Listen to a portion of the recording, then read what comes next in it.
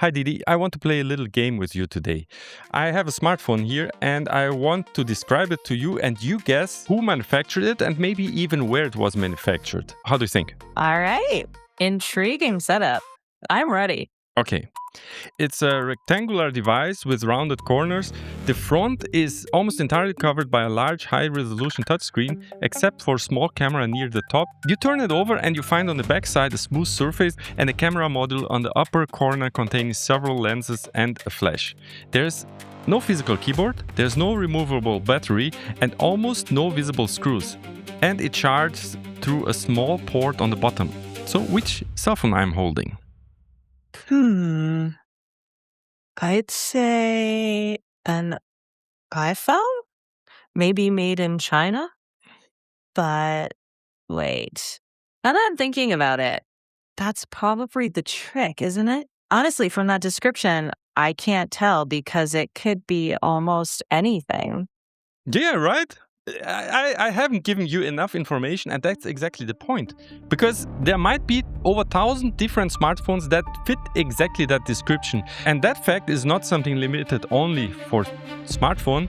Take a random website. They all starting to look similar.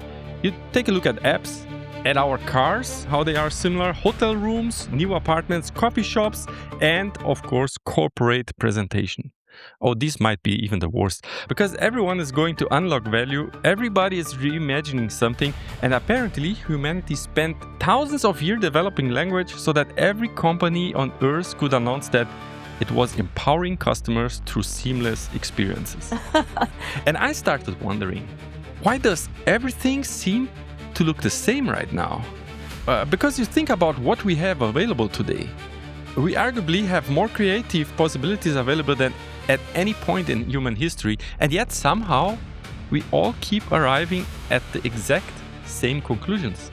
The same websites, same apps. Don't start even talking about thumbnails on YouTube, because these are terrible. Initially, I thought the explanation was simple, right? People copy successful things, except it is not quite that simple.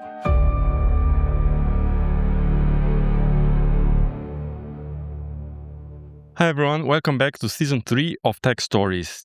This season will be epic. If you are joining for the first time, my name is Ferdinand. I'm an engineer, podcaster, professional overthinker, and occasionally I'm here telling the most exciting stories on tech. And with me here is Didi. Hi Didi. Hey, that's me, 100% machine. And together we get to untangle how tech actually shapes us. Yeah, let's discover together how technology has shaped our life in ways that we didn't imagine before. Today we will talk about why everything is starting to look the same, why things are starting to converge. I started to look for an answer, and weirdly enough, one of the first clues that came to me was at Twitter.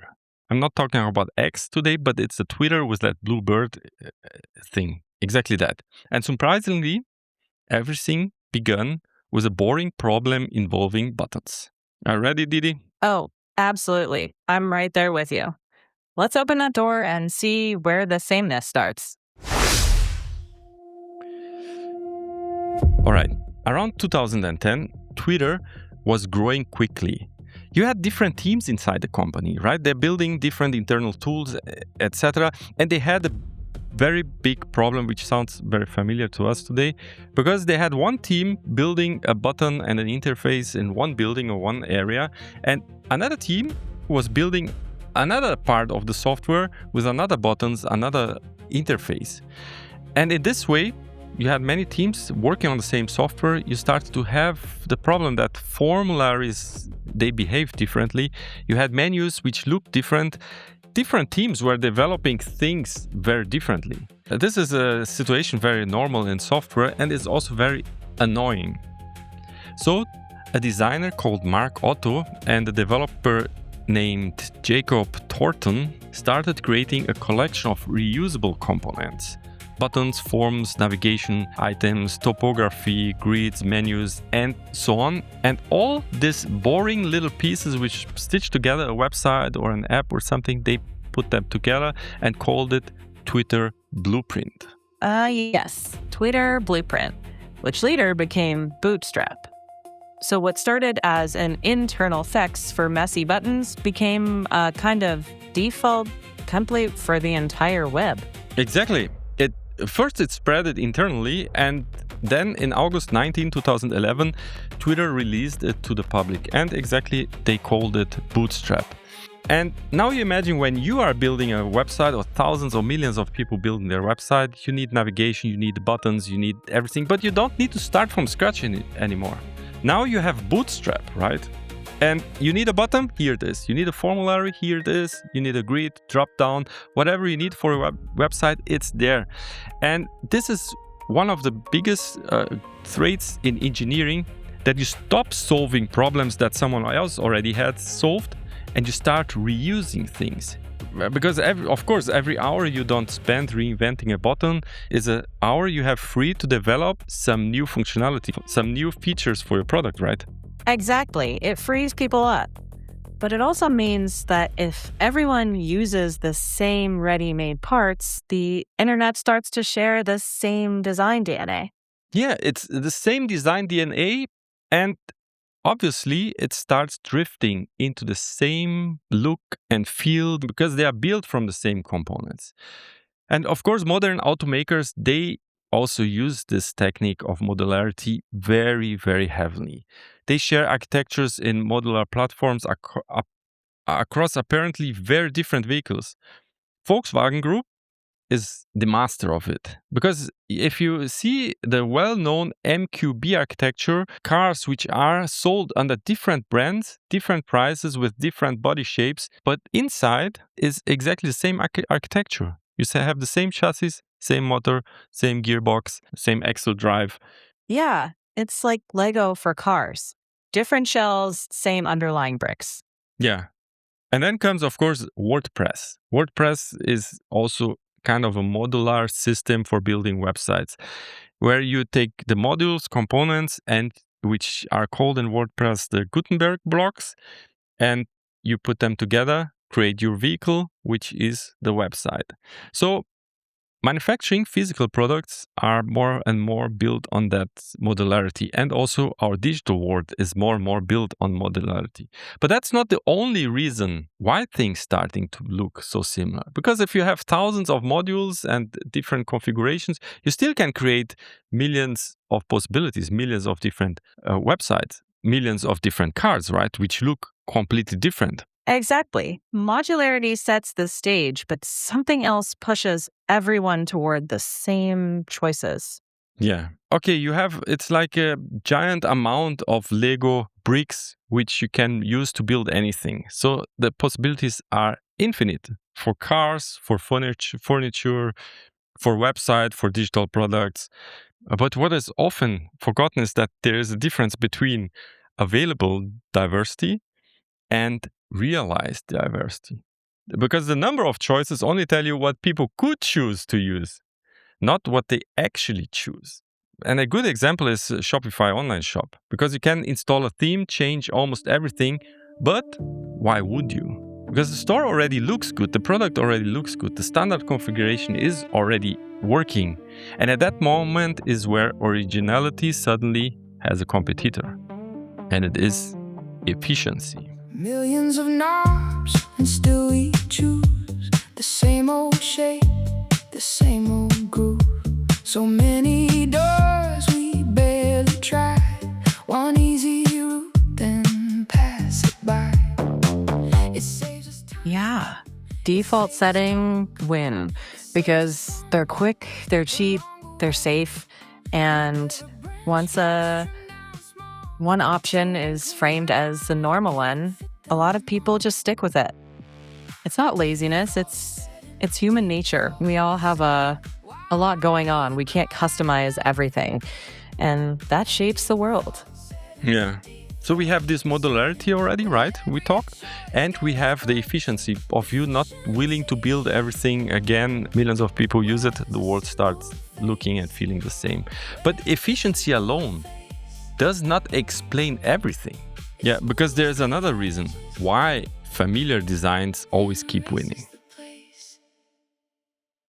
In a 2012 study, researchers investigated people's first impression of websites. The participants were shown screenshots of real websites, and sometimes they show only that screenshot for milliseconds. And two characteristics really influenced their choice. The visual complexity was one, and a second one, which is something that researchers called prototypicality. Whether something looks like what people think it should look like. Yeah, just how much something fits the expected mold. A site that matches the mental template feels better and safer. Yeah, that's exactly what it is. A news website should look like a news-ish page. A search page should look like a search page. And it's relatively simple because high prototypical designs could produce positive reactions very quickly. And this convention reduce cognitive effort. And every time a convention becomes more familiar, it becomes very difficult to break this design. Imagine you design a hotel website and you could put a book now somewhere in a place obvious here, a button, book now. It would be easy. Everyone does it. Or you could break the prototypicality and hide the button inside a rotating cube on the bottom left corner of the website. Nobody has done that before, and people using the website, they need to learn it. And of course, learning takes time. So you're creating friction, and friction costs money. So maybe people are not just copying the design, but maybe they're copying your expectations. Right. So it's not just that people are copying with no imagination. They're aligning with the mental model in order to reduce friction. Yeah. So this is also one aspect that, all right, you want to reduce friction, you want to have a very seamless experience, but that alone still don't fully explain why the convergence of our products and our digital world seems to accelerate precisely when we have more and more technologies to support giving us more personalization and more choices. There must be something else happening still. And that is when we stop simply asking, does this work? And start to ask, does this win?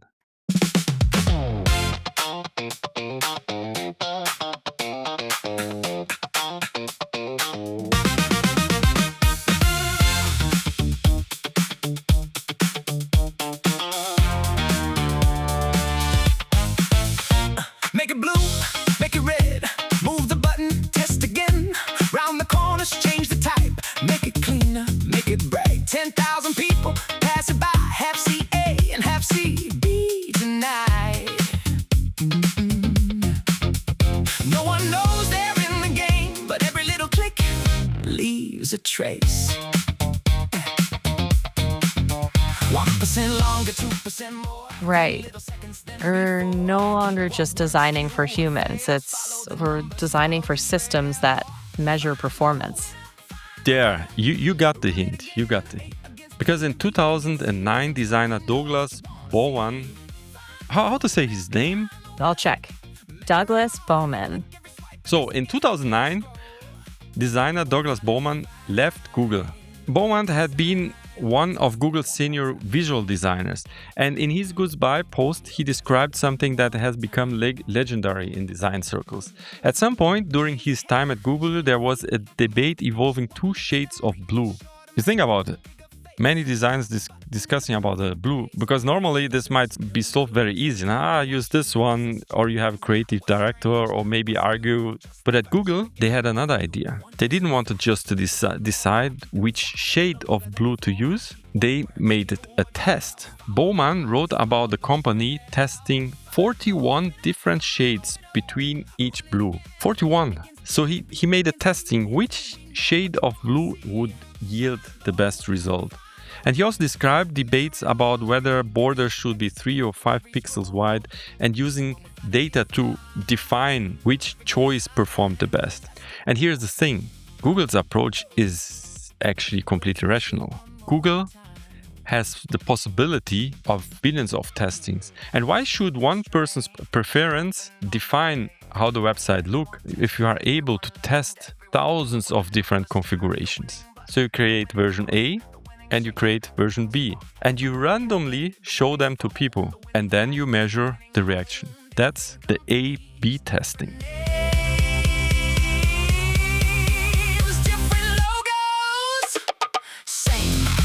Right. So it's the data that decides rather than creative intuition or artistic sense. Yeah, and that's another conversion factor, very strong. We see it all the time. Companies do it all the time, and they do it in big scales. And in software industry, this is kind of a golden standard becoming. A/B testing on YouTube video, every creator can do that for their thumbnails. And this is a so powerful idea because instead of the person with the biggest job title deciding what the customer wants, customers reveal it through their behavior. Companies became extremely sophisticated at it. An example of Booking.com shows that it was running 1,000 experiments simultaneously. Think about this. More than 1,000 little alternative realities existing at the same time. You open the website, it looks in one way, another person open it and it looks completely different. And then you observe what happened, how the user interact. Some versions survive, others disappear. Modern designs start looking strangely similar. It's a kind of evolution of our digital world. Only the ones that perform will continue and survive. And this is where the story changes because A and B testing can tell you which option performs better, but it cannot tell you what better means. You have to decide that. You have to set the criteria, right? Right. First, you choose what winning looks like. Clicks, time on site, conversions, and only then can you optimize for that.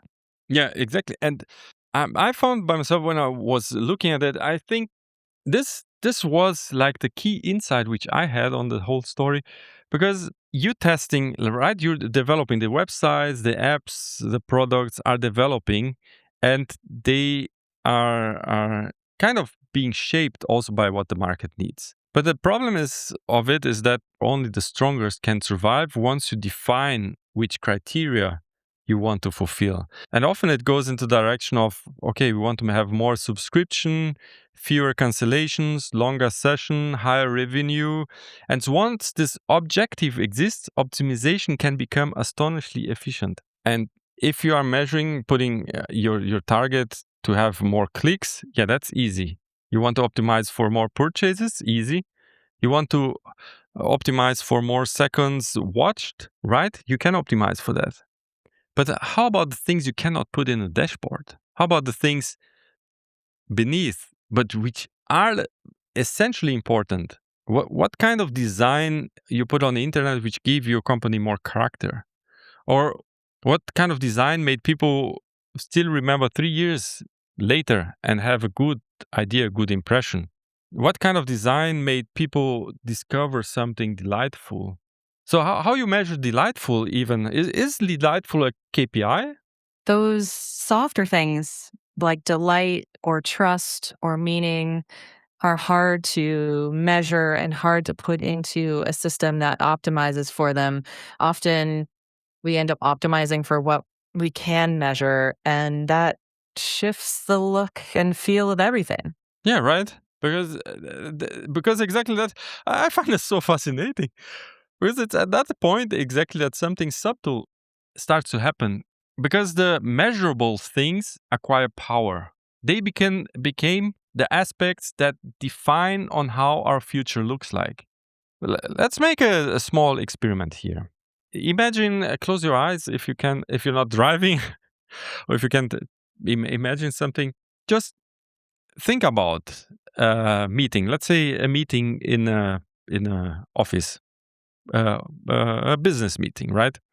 Then a designer comes and presents his design and say, okay, we have two options. Version A gives you more personality and it is more strong in the character. And then someone else says, yeah, but version B increased conversion in 2.4%. What do you think the management will decide? The meeting is over in like 5 minutes. Of course, everyone will take the version B because it is measurable. It gives you conversion of 2.4% higher, and you have something tangible. It's just because you have the 2.4% and it fits a spreadsheet. And the spreadsheet can go into the quarterly meeting and into board presentation, into the budget discussion. Character and deep meaning are much harder to go on this journey.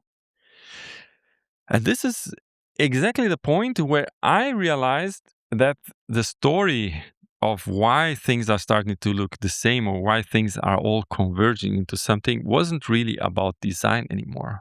Because it's not only about how we optimize the product themselves, but this is the story on how we start to optimize the organizations that produce the goods.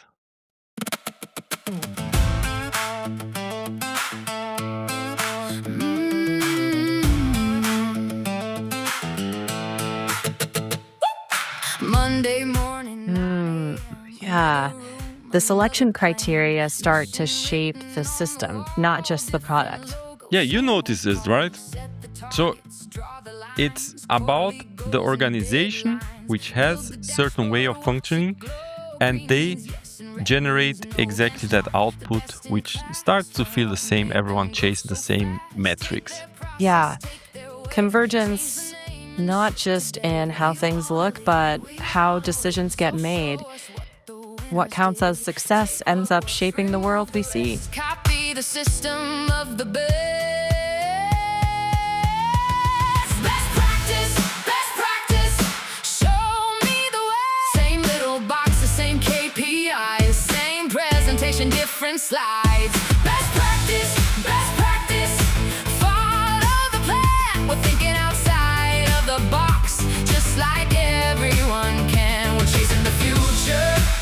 We're breaking away by doing exactly what everybody does today.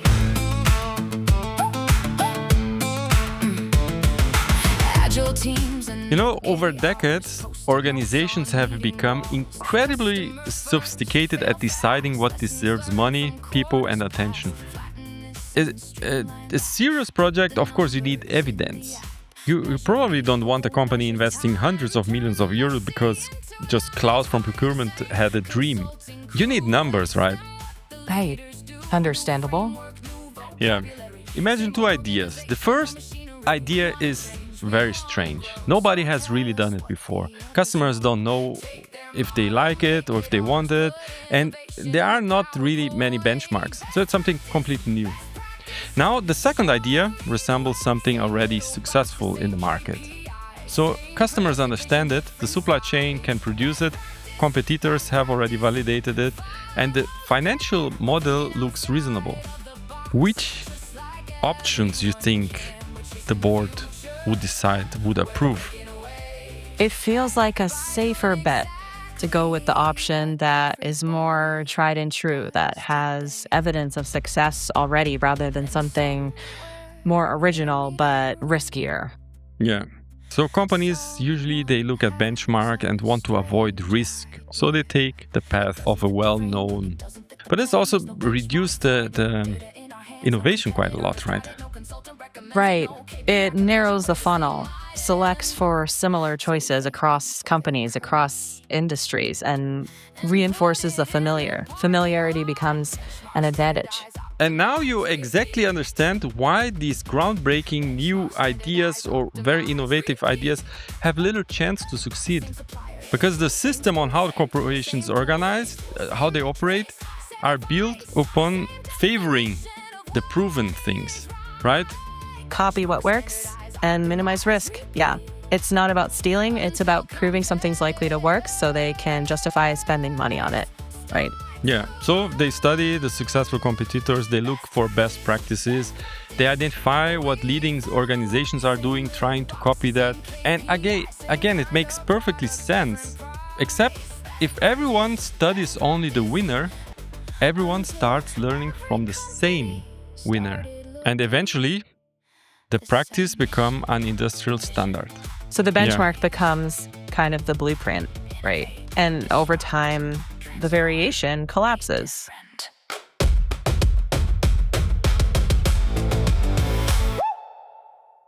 Yeah.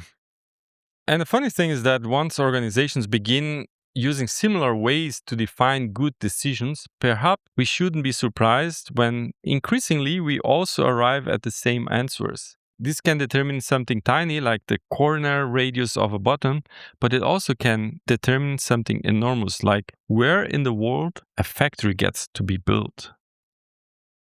Same logic, different scale, right? It's still optimization, but maybe at the level of an entire system or industry.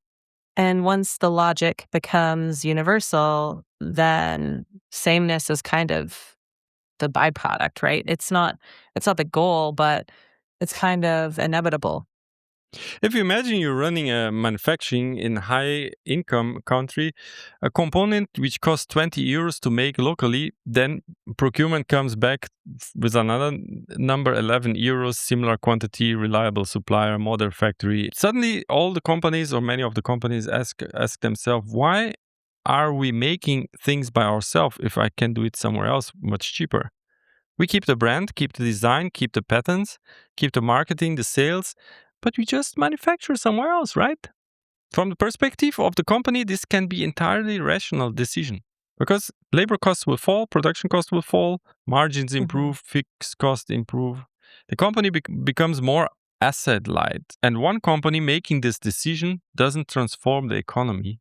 But like we said, the proven gets used, gets developed. So people Yeah. start using the same pattern, the same instruments for managing. And once one company does that, then follows another, then another one, and then another one. And over time, something begins to happen that isn't visible in the original spreadsheet. Because the industry ecosystem starts moving. A factory needs supplier needs tooling.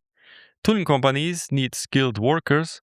Manufacturers need logistics, parts, machines, maintenance engineers. And eventually, you didn't move just manufacturing into another country or into another place of the globe. Eventually, 20 years later, you realize that you moved an ecosystem.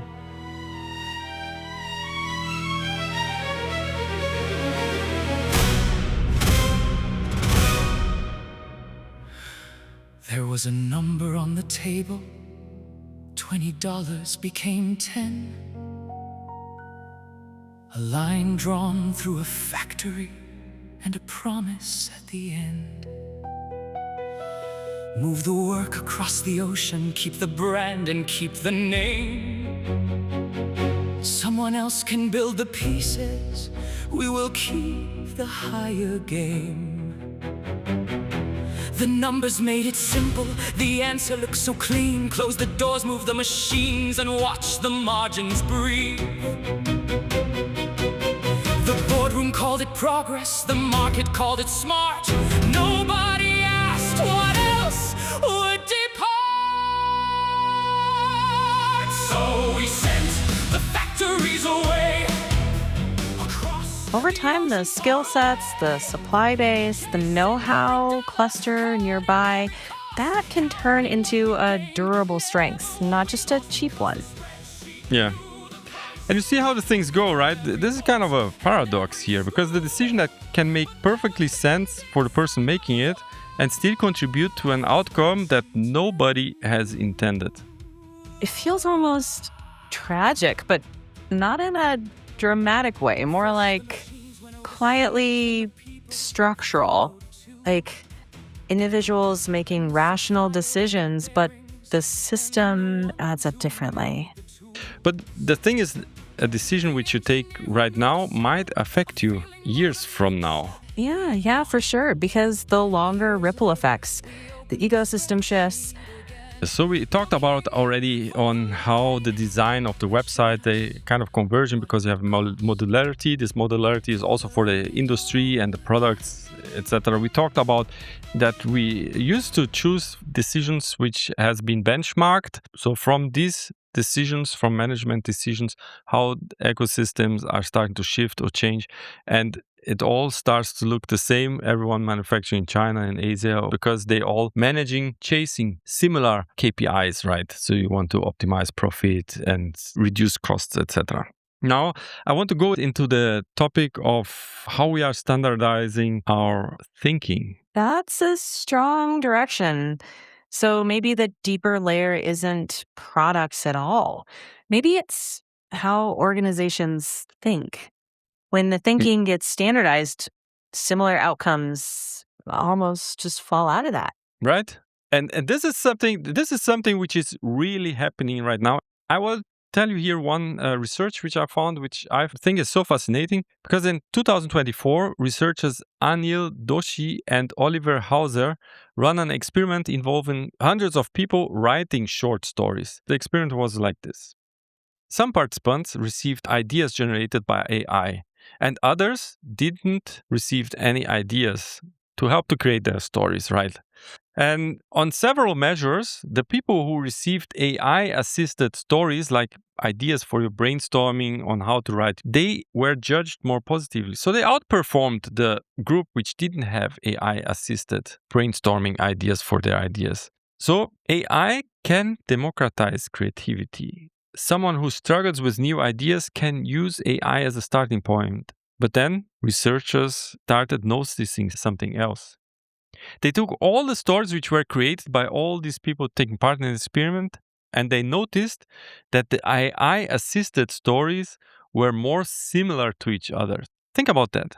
Like, if you look one person creating a story, their output improved. They are more creative, created a better story using AI as assistant. But if you look at the group of stories, the variety of stories inside that group which used AI assistant, their output became less diverse. Hmm. And actually, that's almost our entire podcast episode compressed into one example, one experiment. Because if you're one writer and AI makes you work better, why wouldn't you use it, right? It's a completely rational decision. But individual quality and collective diversity are not the same. If you are optimizing for yourself, well, go for it. But if you think on the consequence of the group of having variety, you really weakened that aspect. So the paradox isn't AI versus human creativity, it's individual boost versus collective sameness, which, feels kind of like the heartbeat of our whole episode here. Yeah, right? Yeah.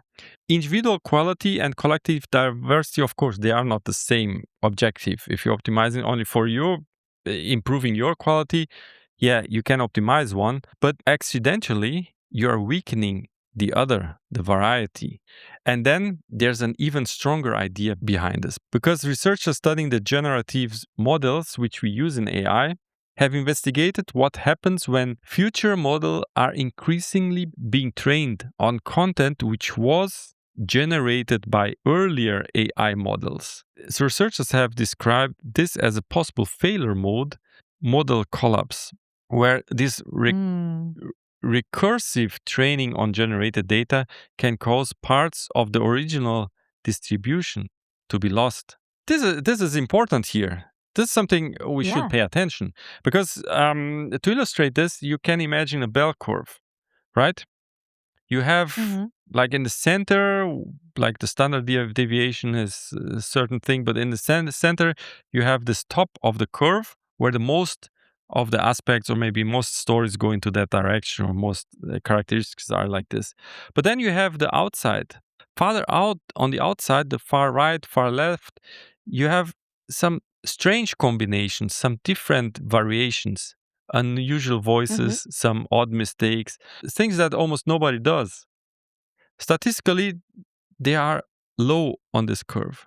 But in this model collapse research, they found out that rare parts are especially vulnerable to AI development, because at the extremes is where the weirdness lives. It's exactly there where the coffee shop, which looks very different, are located. The website that look so wrong or are weird, the awkward idea, the invention that no one asks for, is that place where really the innovation lives. I like where this is going. So just carefully, not overstating it.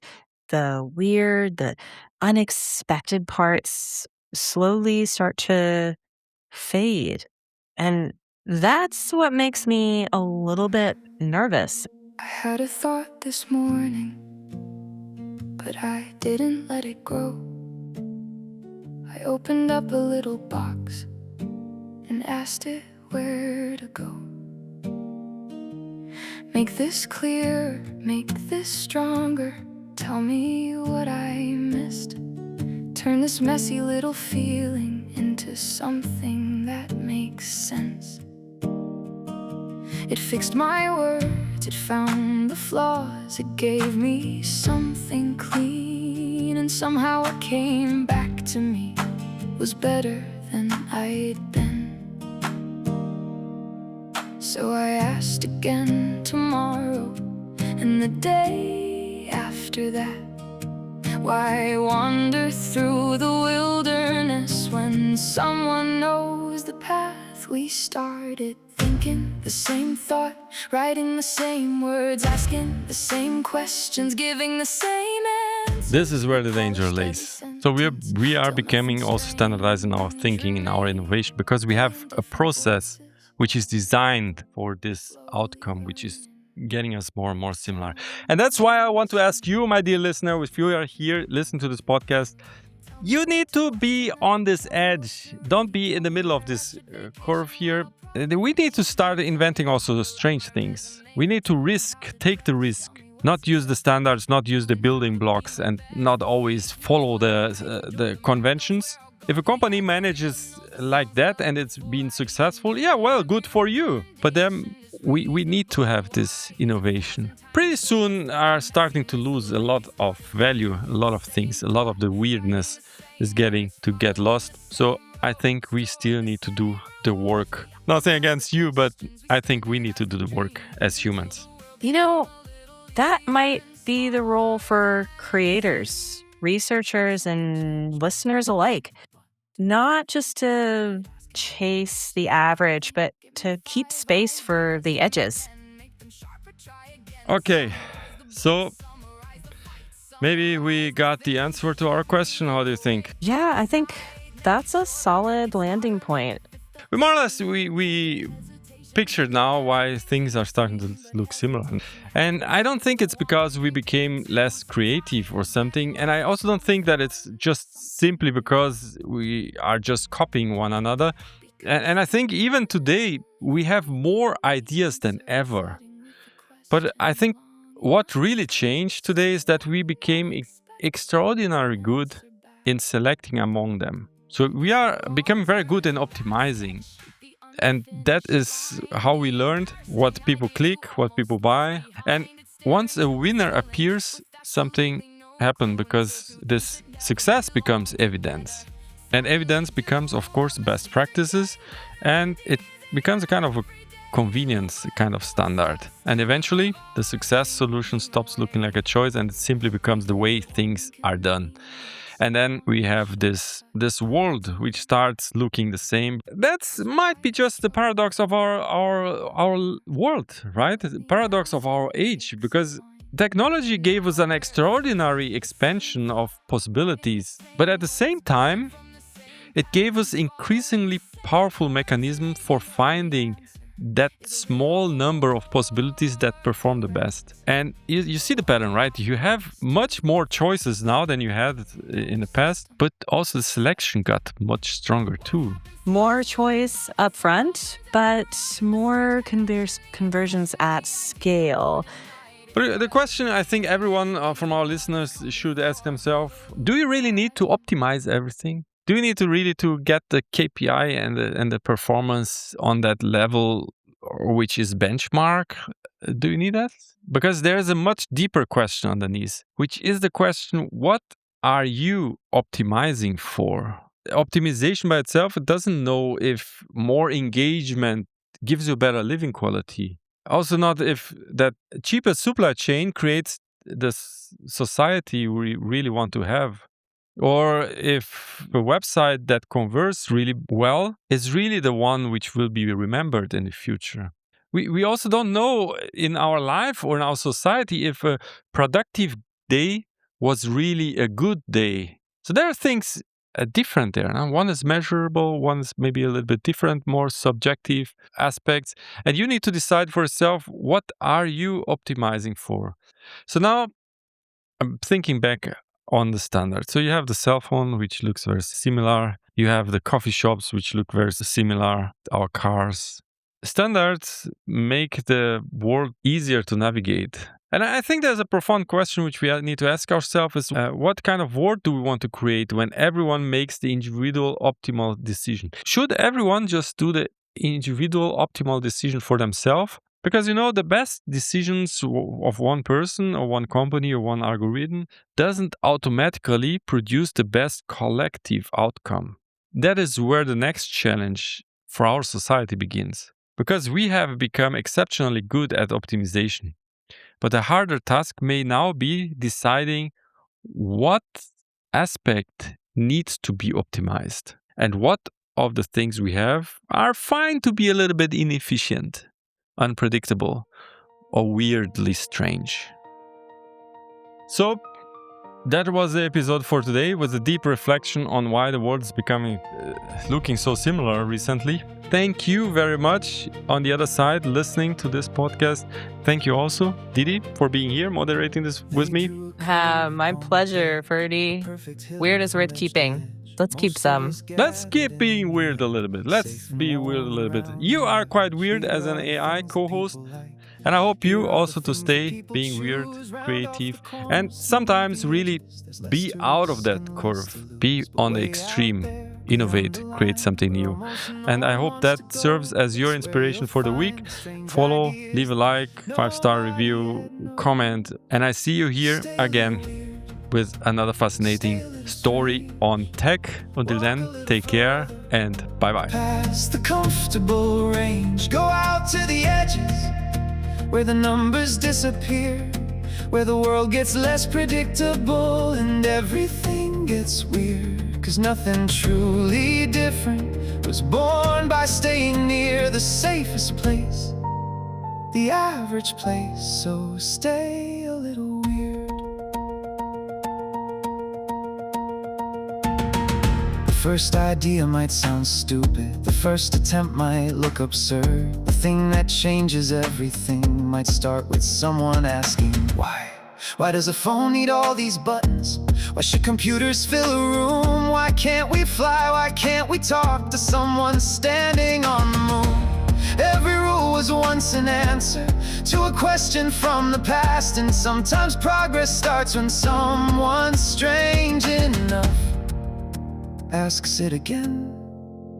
Stay a little weird, stay a little strange, walk a little further past the comfortable range. Go out to the edges, where the numbers disappear, where the world gets less predictable and everything gets weird. 'Cause nothing truly different was born by staying near the safest place, the average place. So stay a little weird. Maybe weird is just an idea before the world is caught up. Maybe strange is just a word for something we don't understand yet. Maybe the edge isn't somewhere we should be afraid to go. Maybe that's exactly where something new has room to grow. Let the algorithm choose the average, let the dashboard find the mean. Let 1,000 little optimizations polish everything clean. But leave a corner unexplored, leave a door nobody closed. Leave some room for bad ideas, because you never really know. Stay a little weird, stay a little strange. Make something nobody asked for, try something hard to explain. Go out to the edges, draw outside the lines. Make the thing that fails completely or changes someone's mind. Not everything that that's beautiful needs metrics to appear. Not everything worth making needs a reason to be here. So when the whole world tells you the middle is where you belong, move a little further and prove the curve wrong. Be useful, be thoughtful, be curious, be kind, but don't optimize every strange little thing out of your mind. The world has enough average. Stay a little weird.